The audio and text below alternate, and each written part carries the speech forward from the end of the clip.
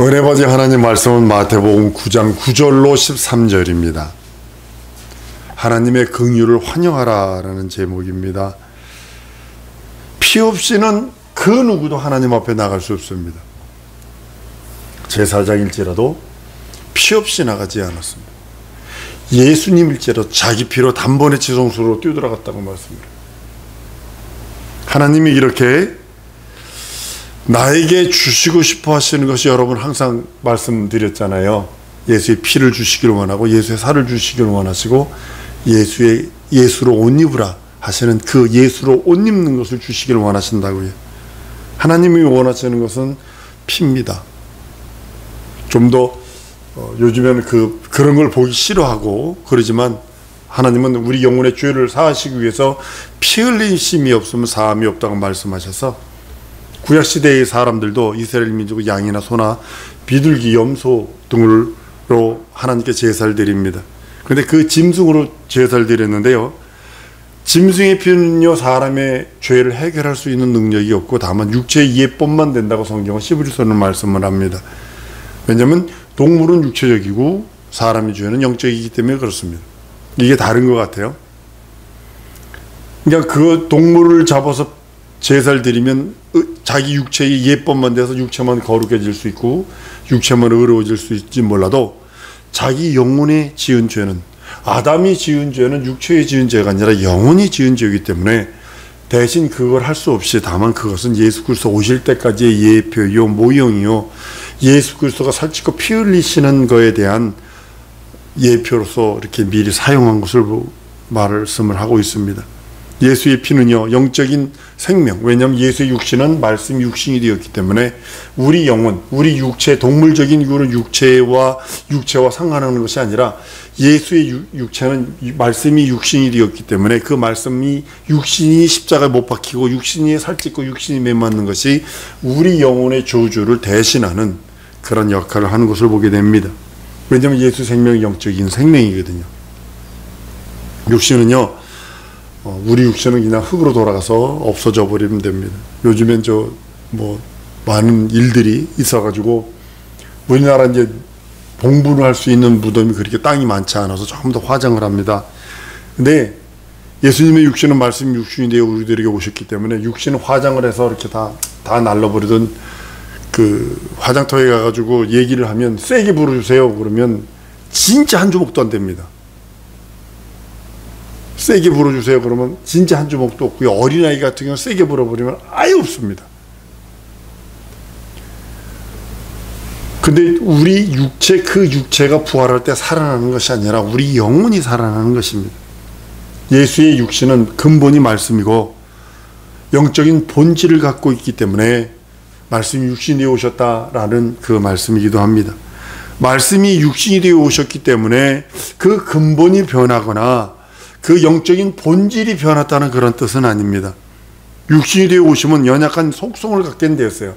예수님이 육신을 딱 입는 순간에 예수님도 24시간 시장함, 피곤함, 몇 대리니까 피 흘리고 몇 대리니까 죽더라고요. 십자가에 못 박으니까 죽더라고요. 그러니까 인간의 연약함을 그대로 가지고 있어요. 인간의 속성을 입는 것뿐이지 그 말씀인 본질이 없어진 건 아닙니다.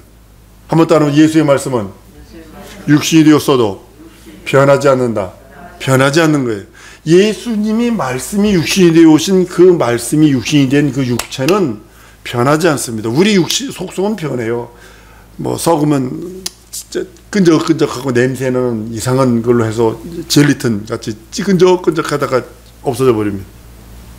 그런데 예수의 말씀은 육신을 입고 오는 순간에 우리의 연약함, 인생들의 연약함을 입으신 건 사실이에요. 거기에 애드된 건 사실이에요. 근데 말씀이라고는 본질, 근본이 바뀐 건 아닙니다.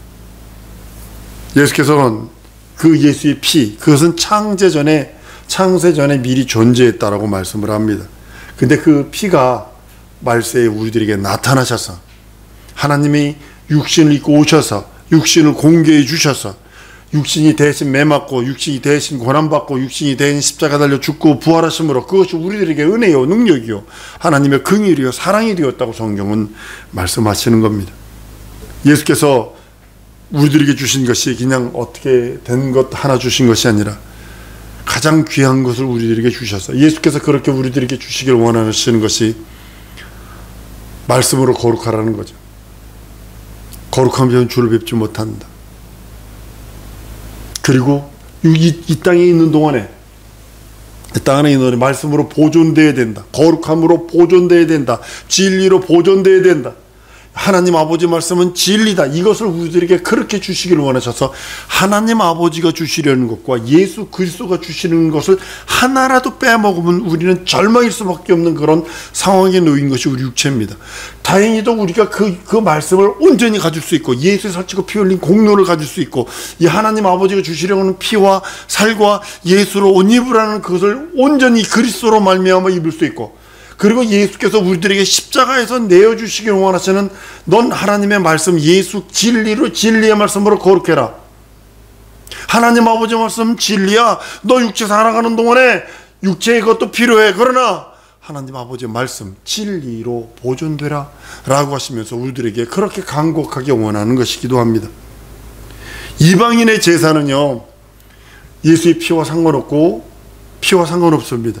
그들은 죽은 자에게 죽은 재물을 갖다 놓고 그들의 신에게 신과 사귀려고 그러는 겁니다. 여기 요즘에 어느 지역에 가면 무당들이 굿하는 아주 좋은 장소가 있대요. 근데요, 거기 문제의 시각이 뭐냐면 돼지 대가리 갖다 놓잖아요. 그러니까 돼지 대가리를 갖다 놓고 물속에다 던져버리니까 그거 썩으면 어떻게 돼요? 그러니까 이게 오염이 되는 거예요. 그래서 경찰이 출동하고 굿한다고 그러면 경찰이 출동해가 지켜보고 있다가 버리면 잡아가기도 하고, 죽은 재물을 갖다 놓고 귀신들을 섬기는 겁니다. 그들의 신과 사귀는 겁니다. 그 신 자체도 저주받은 신이고 만들어진 신이고 죽은 신이고, 그리고 재물도 죽은 것 갖다 놓습니다. 꼭 왜 돼지 대가리에다가 고사 지낸다고 그러면 이렇게 보면 돼지도요, 웃고 죽은 돼지는 눈도 이렇게 해도 웃고 죽은 돼지는요 되게 비싸요. 10만원 받을 거예요. 20만 원 받을 수 있대요. 그러면 무당이 와가지고 이렇게 본대요. 그래가지고 이게 돼지가 이렇게 죽어 똑같은데 웃고 죽은 게 있대. 그러면 거기다 입을 살짝 벌려가지고 거기다 돈도 끼워놓고 막 그런다고 그럽니다. 이방인들이 드리는 신 자체가 귀는 있어도 듣지 못하고 눈은 있어도 보지 못하고 입은 있어도 말하지도 못하는, 손발은 있어나 걷거나 만지거나 할 수 없는 그런 깎아놓은 것들입니다. 저주받은 신, 죽음의 신, 죽은 신, 재물도 그런 걸 사용하고. 그런데요, 예수 믿는 우리가 혹시 그런다면 아주 심각한 문제가 생깁니다. 성경은 이사야서 1장 11절 이렇게 말합니다. 야훼께서 말씀하시되 너희의 무수한 재물이 내게 무엇이 유익하뇨? 나는 수양의 번제와 살진 짐승의 기름에 배불렀고 나는 송아지나 어린 양의 수염소로의 피를 기뻐하지 않는다고. 왜냐하면 이렇게 죽은 신에게 드리듯 그렇게 예물을 드리는 자에 대해서 반대하는 그런 장면이기도 합니다. 하나님께 나오는 자들은요, 이방인들의 그 제사 습관을 그대로 모방하면 안 됩니다. 완전히 끊어버리지 않으면 안 돼요. 알라스카에 있을 적에 한국의 보살이었는데 아들이 며느리를 잘 만나가지고 미국 여자와 결혼함으로 인해서 아들 집에 온다고 왔는데 그 보살들, 그 밑에 새끼중들이 많아가지고 그 새끼중들이 엄마 그랬다는 거예요. 그래가지고 그 절에 가면 그 노잣돈을 준대요. 그래서 돈을 무척 많이 준다고 그러더라고요. 그걸 다 때려치고 아들 따라 미국 들어왔어요. 아들 따라 들어왔는데 미국의 신은 기독교니까 난 기독교를 개종해야 돼. 기독교를 했는데 꼭 모든 것이 이 연불하듯, 기도하는 것도 연불하듯, 찬양하는 것도 연불하듯, 하여튼 하는 건 전부 다 연불이야. 연불하고 똑같아. 그냥 쉽게 말하면 제사의 습관을 그대로 가지고 들어오는 거예요. 그거 하면 안 된다고. 결국은 다 우리 교회에 있다가 못 견뎌가 다른 교회로 갔습니다만, 이방인들의 제사하는 습관을 모방하면 안 됩니다. 영이 죽었을 때 하던 세상의 풍습, 그거 그대로 하면 안 됩니다. 우리는 하나님께서 우리들에게 주신 하나님의 방법, 하나님께 나가는 자는 죽은 자에게 드리는 그 어떤 것이 아니라, 죽은 자에게 제사들이 듣고 사과를 잘라놓아서 수박 사과는 윗대가리를 잘라놓잖아요. 밑에 하고 항상 윗대가리를 잘라놓는다고요. 그런 식으로 갖다 드리는 것 아닙니다. 인간은 하나님을 억지로 섬기는 것도 아니고, 하나님이 영광이 부족해서 우리 인간들이 만약 마른 수건 짜듯이 짜가지고 뭐 영광 거두려고 그렇게 섬김 받으려고 하시는 분이 도 아니고, 무슨 재물을 원하는 분도 아니고, 우리들이 헌신봉사 이것을 원하는 것도 아니고, 오직 하나님은 정직한 심령, 그 피의 제사를 원하시는 겁니다. 정직한 심령과 상한 심령이 빠진 피의 제사는요, 우상숭배와 동일하게 취급했다는 사실입니다. 사무엘상 15장 22절에 사무엘이 가로되 여호와께서 제 번제와 다른 제사를 그 목소리 순종하는 것을 좋아하신 같이 좋아하시겠나이까. 순종이 제사보다 낫고 듣는 것이 수행의 기름보다 낫다고 말씀하는 이유가 거기 있는 것입니다. 정직이 빠진, 신령과 진정함이 빠져버린 피의 제사는 원치 않습니다. 하나님은 통회하는 심령, 상한 심령을 원하세요. 그것이 하나님이 원하신 진정한 피의 제사입니다. 너는 신령과 진정으로 예배하라. 하나님 앞에 나갈 때 진정한 피의 제사는 통회하는 심령입니다. 내가 죄와 싸우려고 노력했는데요, 상처 입었어요. 넘어졌어요. 나는 그리스도 예수를 끝없이 증거했는데 그들이 내게 돌아온 소리들은 협박과 비아냥과 이상한 소리만 들었어요. 상한 심령이거든요. 시편 51편 17절에 하나님이 구하시는 제사는 상한 심령이라 하나님이여 상하고 통회하는 마음을 주께서 멸시치 않는다라고요. 시편 33편 18절에도 야훼는 마음이 상한 자에게 가까이 하시고 중심에 통회하는 자를 구원하신다라고요. 계시록 7장에 보면요, 누구라도 능히 셀 수 없는 큰 무리들이 흰옷 입고 오른손에는 종려가지를 들고 호산나 한다고 그럽니다. 어린 양 앞에 섰는데 그 어린 양의 피에 빨아서 그 옷이 휘어졌다라고 그럽니다. 누차 얘기를 했습니다. 그 옷이 휘어지는 방법은 회개뿐이 없다고요. 참회뿐이 없다고요. 죄를 들고 있으면 절망입니다. 여러분과 나는 죄를 들고 있으면 절망입니다. 그런데 주님이 원하는 건 상한 심령이라 흰옷을 입기를 원한다면 회개하는 겁니다.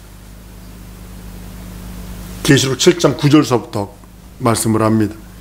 예수 피를 입지 않고는 그 누구도 하나님 앞에 나갈 수 없어요. 사이비들은 이렇게 말합니다. 그 피 없어도 돼. 이단 말고요. 사이비들은 그 피 없어도 돼. 내가 성령이야. 나를 통하면 돼. 신천지가 그러죠? 또 그리고 자기가 손을 이렇게 하는 이유가 뭔지 아세요? 신천지의 사인이 뭔지 아세요? 신천지가 포교하면 이래고가 안 되는 거 아니에요? 자기가 신천지라는 거예요. 신천지. 왜냐면 이만희가 이래고 나와요. 자기가 보혜사 성령이라는 뜻이거든요. 근데 그 캐톨릭의 그 예수님 상에 보면 이래고 나오잖아요. 이래고 나온다고요. 그러니까 자기가 보혜사 성령이라는 거예요. 이래고 나와요. 여러분들 이게 지금 가면 갈수록 더 교묘해지고 아주 심각해질 것입니다. 예수 피 힘입지 않으면요, 그 누구도 하나님과 사귈 수 없어요.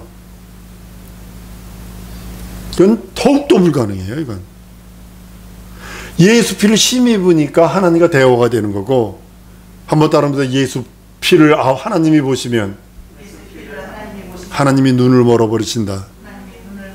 하나님의 눈이 멀어버려요. 사랑의 눈으로 변해버려요. 저주와 형벌의 눈에서 예수 피를 딱 바라보는 순간에 우리를 사랑의 눈으로, 긍휼과 자비와 은혜와 은총의 눈으로 바라보신다는 사실입니다. 하나님 앞에 나갈 수 없습니다. 예수 피 거절하고서, 예수 피 빼놓고서 주 앞에 절대로 나갈 수 없고, 하나님과 사귈 수 있는 능력과 하나님 앞에 여러분의 기도 소리, 하나님 앞에 여러분들의 그 간구, 여러분들이 원하는 그 모든 것들 알 수 있는 능력은요, 1도 없는 게 아니라 0도 없어요. 하나님은 우주와 그 가운데 있는 만유를 지으신 하나님이세요. 그냥 있으라 되니라 있으라 되니라 하면 말로 하면 되는 거예요. 천지창조보다 쉬운 게 없어요, 하나님 편에서는. 그러나 우리 죄를 사하고 하나님과에 막혀있는 우리의 담을 허무는 방법은 아들을 십자가에 못 박지 않으면 안 돼요. 이 피를 부정하는 자는요, 하나님이 용서치를 않습니다. 창조주가 말로 하면 우주 만물을 다 형성하시는 분이 우리의 죄와 저주, 사망을 해결하기 위해서는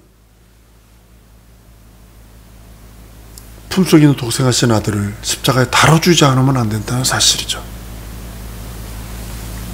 하나님께서 천지 주제이신데 무엇이 부족해서 놀부가 제비다리 고쳐주고 뭐 어쩌고 저쩌고 하는 그것 아니거든요. 하나님을 놀부 주제로 만들면 안 돼요. 많은 주책마다 좀 기도 좀 한다는 사람들, 뭐 애들 다리라도 부러지고 뭐 무슨 일도 좀 사고라도 생기면 하나님이 영광 받으려고 그러셨더구먼. 하나님 그런 하나님 아니에요. 절대로 아닙니다. 하나님이 뭐 능력이, 영광이 부족해서 우리 인생들 그냥 비틀어 쪼아가지고 뭐 하려는 하나님, 그런 잔인한 하나님 아닙니다.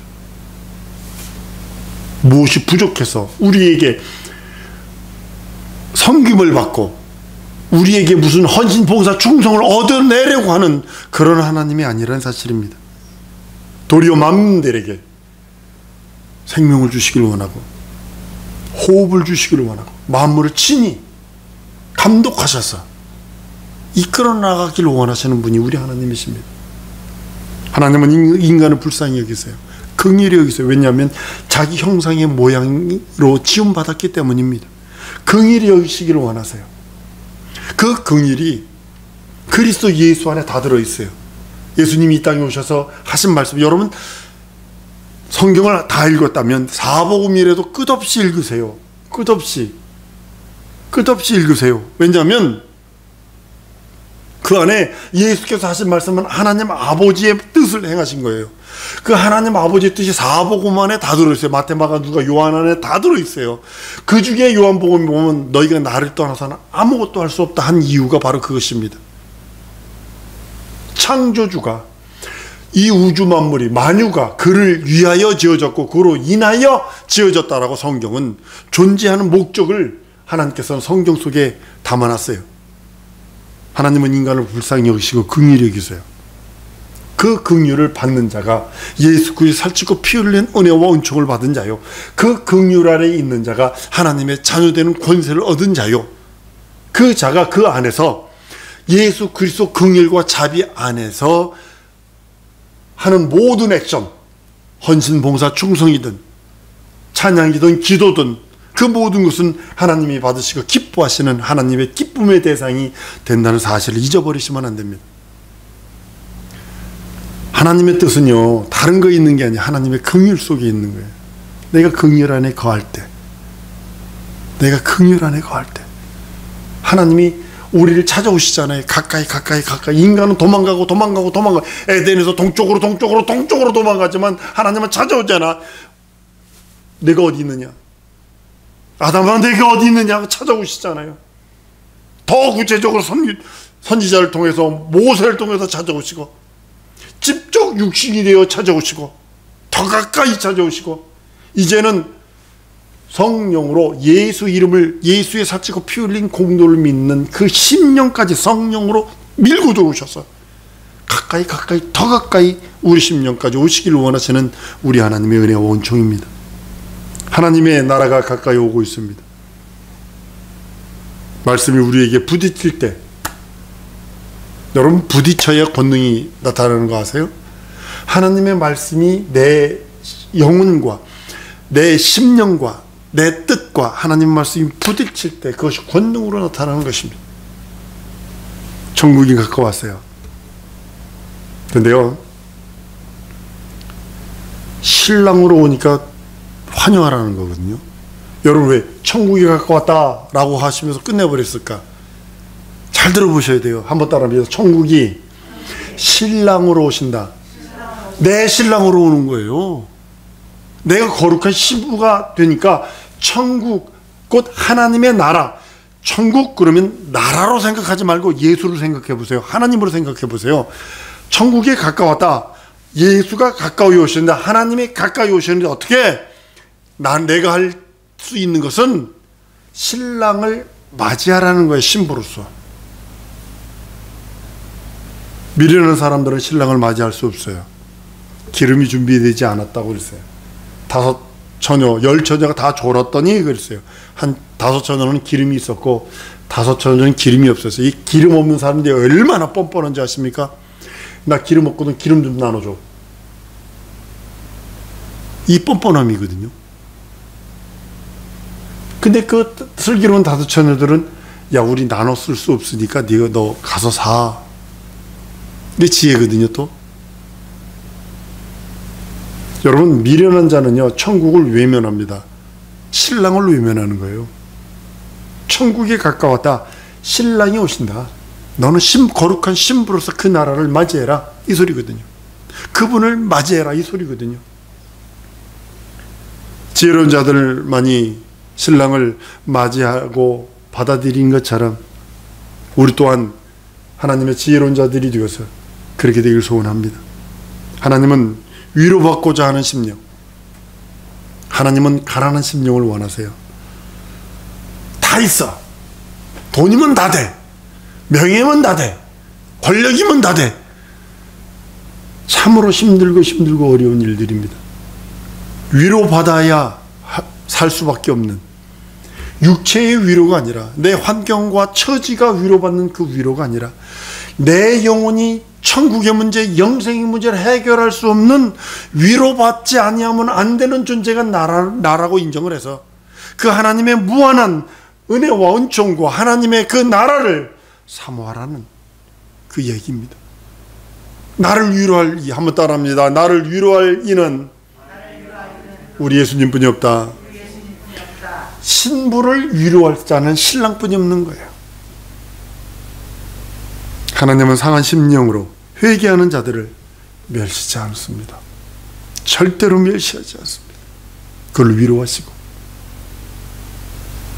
안아주시고 함께 하시고 들어주시고 끝까지 견뎌주시는 분이 우리 주님이십니다. 이 시간에 기도하십시다. 내 심령이 진정으로 하나님의 위로만 받기 원합니다.